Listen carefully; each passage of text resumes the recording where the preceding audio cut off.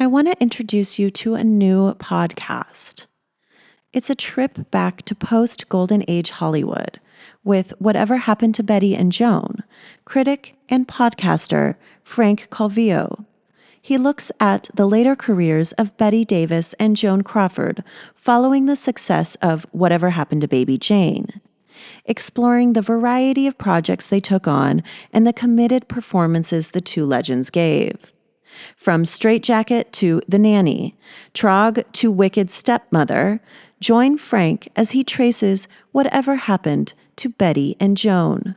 Available on Spotify and on Apple Podcasts as part of the One of Us network.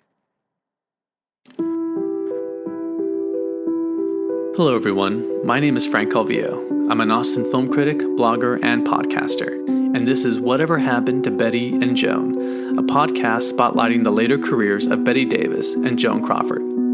Considered by many to be two of the greatest American movie stars prior to working together, their collaboration on the 1962 hit film Whatever Happened to Baby Jane forever linked the two actresses in the minds of movie lovers and cinephiles alike.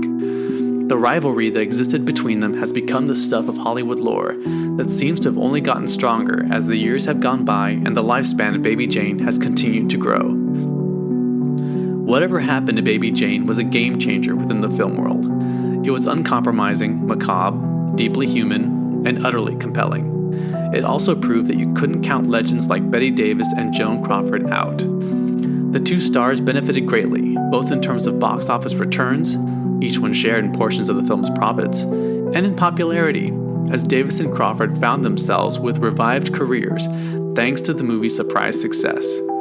But there was a downside to the professional windfall that Baby Jane provided, especially when it came to Davis and Crawford's reputations within the industry. The movie ushered in the Grande Dame Guignol subgenre of films, titles featuring older actresses considered past their prime by Hollywood standards starring in tales of horror, of which both Bette and Joan unwillingly became the unofficial poster children for.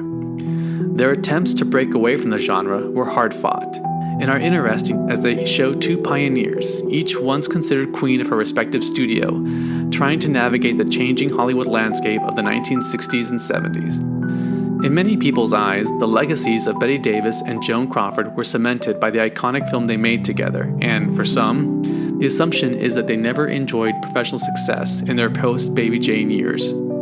Others still would be hard-pressed to recall any of the varied and worthwhile screen turns each one gave in the years that followed, which included women in positions of power, complicated mothers, and even, in one instance, an international criminal. This podcast aims to pay tribute to the two legends and the cavalcade of performances each one gave in the wake of the movie that dictated and defined the remainder of both their careers. We'll also be looking at how, despite both insisting that they were each different types of screen performers, their careers shared a number of parallels that could not be ignored. A collection of special guests will drop in as we look back on the iconic film and the many places it took its two leading ladies for years afterwards. Available this spring as part of One of Us on Apple Podcasts, Spotify, and other major platforms. Join me as I go back and examine whatever happened to Bette and Joan.